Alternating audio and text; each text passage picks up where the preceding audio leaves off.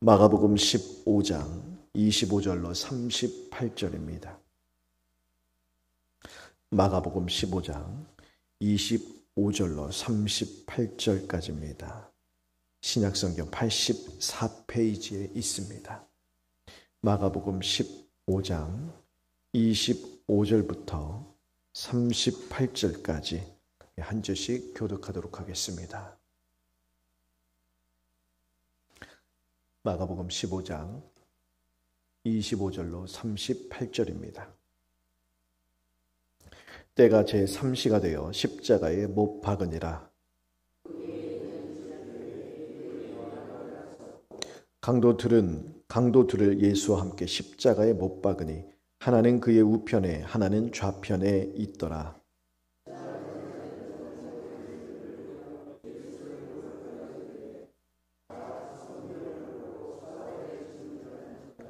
내가 너를 구원하여 십자가에 내려오라 하고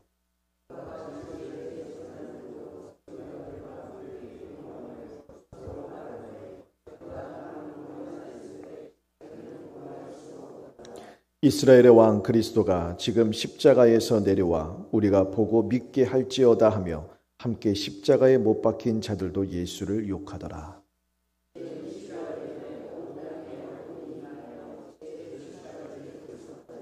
제9시에 예수께서 크게 소리 지르시되 엘리 엘리 라마 사박다니 하시니 이를 번역하면 나의 하나님 나의 하나님 어찌하여 나를 버리셨나이까 하는 뜻이라.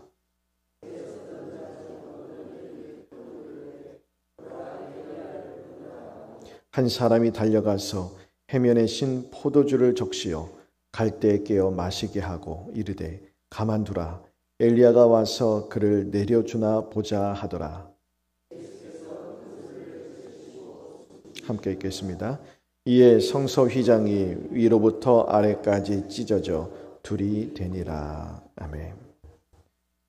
예수님께서 이제 우리 죄와 허물을 위하여서 대신 하나님께 심판받으시고 죽으시기 위해서 십자가에 못 박히시는 장면이 오늘 기록되어 있습니다. 25절에 보면 때가 제3시가 되어 십자가에 못 박으니라 기록을 하고 있죠. 다른 공간복음에서는 예수님께서 십자가에 못 박히신 그 시간을 구체적으로 기록을 하지 않습니다. 마가복음은 오늘 제3시라고 이야기하고 있죠. 오전 9시경에 십자가에 못 박히셨습니다. 그런데 이제 요한복음 19장에 보면 예수님께서 빌라도 법정에 서신 다음에 어제 우리가 살펴봤던 본문이죠. 너희가 바라바를 원하냐 예수를 원하냐 둘 중에 한 면을 방면하리라 했을 때 사람들이 바라바를 외쳤잖아요. 그 시간이 제6시라고 기록을 하고 있습니다. 즉 오전 9시경인 것이죠. 그러면은 12시죠. 정오의 시간이에요. 그러니까 이게 좀 상충하죠. 충돌하죠. 맞지가 않아요. 마가복음에서는 오전 9시에 못 박히셨다라고 기록을 하는데 요한복음 19장에서는 12시경에 빌라도 그 법정에서 심판을 받고 재판을 받고 계셨다라고 그 전 시간이잖아요. 그 전 사건이잖아요. 근데 그것이 정오의 시간이다 기록을 합니다. 그러니까 뭐가 맞고 뭐가 틀린 것이냐? 왜 맞지 않느냐? 요한복음에 기록된 것은 히브리 시간이 아니라 로마 시간이라고 생각하시면 됩니다. 그러니 그것을 히브리식으로 변형을 하면 오전 6시, 아침 6시에 그렇게 빌라도 법정에 서신 것으로 이해하면 되겠죠. 즉 우리가 지금 한 주간 동안 살펴본 모든 내용이 지금 하룻밤에 일어난 것이죠. 불과 하룻밤 사이에 6월절 저녁 6월절 만찬을 제자들과 함께 가지셨습니다. 마가의 다락방에서. 그리고 저희의 만찬 이후에 겟셋마네로 가셨죠. 그래서 제자들과 함께 기도하셨습니다. 그리고 가룟 유다와 무리들에게 잡히셨어요. 그리고 밤새 사내들인 공의회, 유대인들의 공의회에 붙들려 가셔서 희롱당하시고 또한 신문을 받으셨어요. 밤새도록. 그리고 이른 아침 빌라도 법정으로 가서 신문 받으시고 재판을 받으셨죠. 그것이 요한복음의 19장에 기록되었던 오전 6시경, 아침 6시. 그리고 나서 온갖 조롱과 채찍질과 매질을 당하시고 군인들의 조롱을 다 받으시고 골고다 십자가 언덕으로 올라가신 거예요. 이른 아침에. 그리고 오전 9시경에 십자가에 못 박히십니다. 26절에 보니까 예수님은 십자가에 못 박으면서 그 위에 죄패를 붙이는데 유대인의 왕이라고 기록되어 있습니다. 이 당시 로마 사회에서 이제 십자가형을 집행할 때 그 죄목이 있을 거 아니에요. 십자가는 가장 이제 극악한 최고의 형벌이잖아요. 최고의 사형법인데 그 어떤 이유로 그런 십자가형에 처해졌는지 죄목을 죄패에 기록해서 십자가에 달았다고 합니다. 근데 예수님께는요, 어떤 죄목이에요? 분명히 사람들은요, 유대인들은요, 빌라도에게 정치적인 그런 반란, 정치적인 그런 죄를 뒤집어 써서 사형 선고를 내도록 했습니다. 그것이 바로 유대인의 왕이라는 죄목이었다는 것이죠. 유대인의 왕이라고 쓴 것은 예수님을 조롱하기 위한 것이었습니다. 하지만 이것은 엄연한 사실이기도 하죠. 예수님은 유대인의 왕이실 뿐만 아니라 온 만물의 왕이시고 온 세상의 왕이십니다. 27절에 보니까 예수님이 십자가에 못 박히실 때 좌우편에 강도 둘이 매달렸다 기록을 해요. 하나는 예수님의 우편에, 하나는 예수님의 좌편에 매달렸습니다. 그렇게 우편에 좌편에 이렇게 묘사를 하는 것은 의미가 있는 것이죠.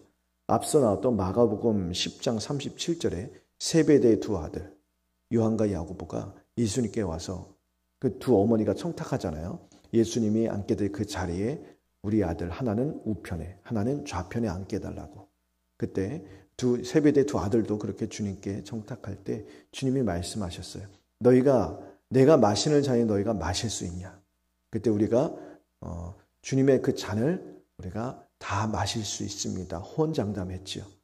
근데 그들이 마실 수 있다 했던 그 잔이 오늘 강도 둘이 하나는 예수님의 우편에 하나는 좌편에 매달린 그 잔이었음을 그 세베대의 두 아들은 알지 못했다라는 거예요. 그러니 그렇게 쉽게 대답을 할 수 있었다는 것이죠.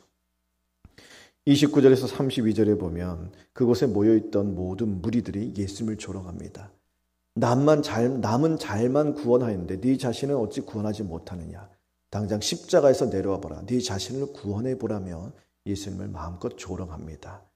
33절에 예수님께서 십자가에 달리셨을 때 제6시부터 9시까지 온 땅에 어둠이 임했다라고 기록을 하지요. 6시는 12시예요. 낮 12시. 9시는 오후 3시경입니다. 하루 가운데 해가 가장 중천에 뜰 때죠. 가장 밝을 때, 그때 온 땅에 어둠이 임했다는 것입니다. 구약에서 온 땅에 어둠이 임한다는 것은 하나님의 심판을 상징하는, 종말론적인 심판을 상징하는 표현입니다. 단순히 그냥 일식 이런 게 아니에요. 하나님께서 온 세상에 어둠이 임하게 하셨다라는 거예요. 하늘의 커튼을 하나님께서 스스로 닫으신 것이죠. 자신의 독생자를 십자가에 내어주시는 아버지의 마음을 표현해 주시는 아버지 하나님도 차마 그 모습을 볼 수가 없으셨던 것 같습니다. 34절에 예수님께서 십자가에서 엘리 엘리 라마 사박다니 나의 하나님 어찌하여 나를 버리시나이까 라고 울부짖으십니다. 실제로 예수님은 아버지께 버림을 받으셨어요.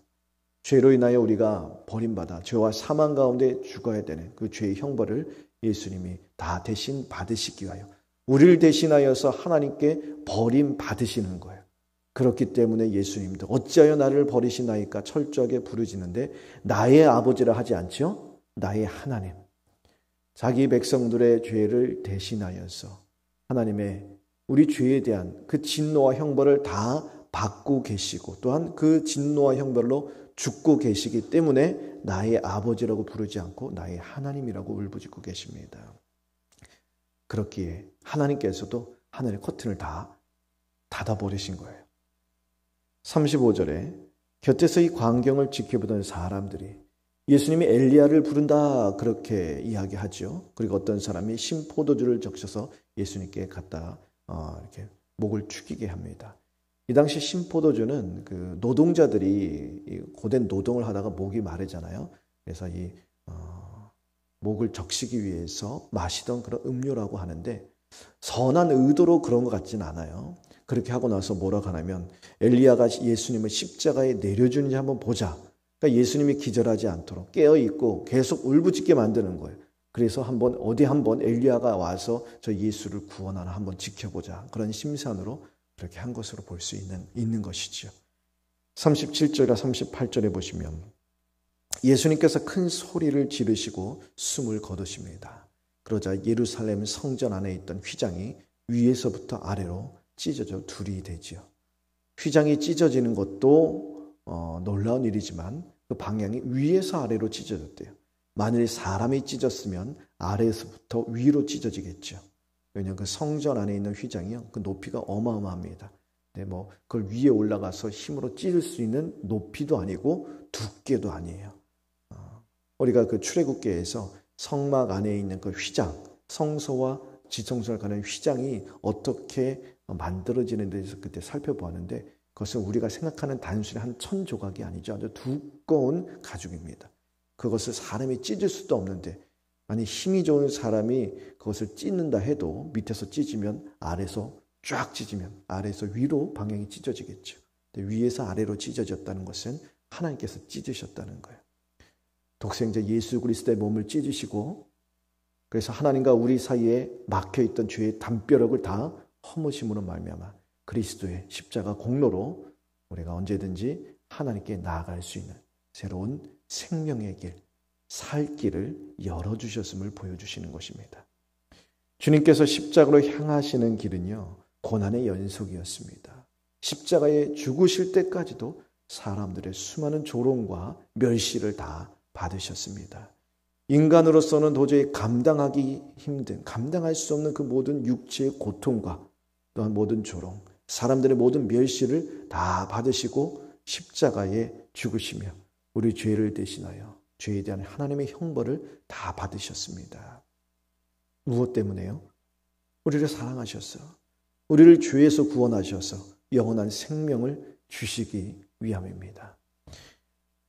죄를 알지도 못하신 주님이세요. 그런데 십자가에 달리시고 철저하게 죄인의 자리에 서서 죄인이 받아야 할, 우리가 받아야 할 하나님의 진노를 대신 다 받으셨다는 것입니다. 예수님께서 십자가에 처참하게 죽으시는 그 마지막 순간까지 사람들의 모든 멸시와 조롱, 그 희롱을 다 받으셨지만 사실 그것으로 말미암아 하나님의 모든 뜻이 이루어진 것이고 우리를 구원하시고자 하시는 하나님의 놀라운 역사가 완성되는 것이었습니다.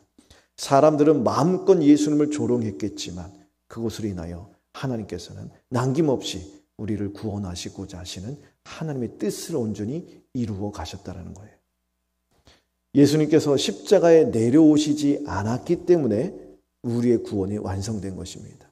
만약 예수님이 참다가 더 이상 못하겠다면서 천군 천사를 다 호령하시고 십자가에 내려오셔서 조롱하셨던 사람들 다 처벌하셨다면 우리의 구원은 이루어지지 않았겠지요.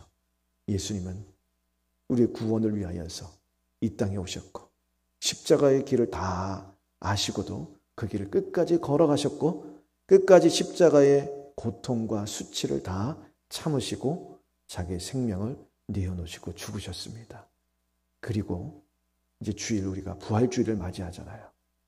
3일 만에 사망 권세 다시 이기시고 죄와 사망 가운데 부활하심으로 말미암아 우리 죄에서 구원하시고 우리에게 영원한 생명을 주셨습니다.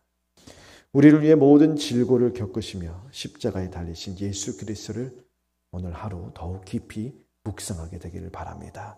그래서 주님의 그 대속의 은혜, 우리를 위하여 십자가의 그 모진 고통뿐만 아니라 모든 수치와 조롱을 다 참으시고 견디신, 그래서 우리에게 주신 이 죄 사함의 은혜에 감격하는 시간이 되었으면 좋겠습니다.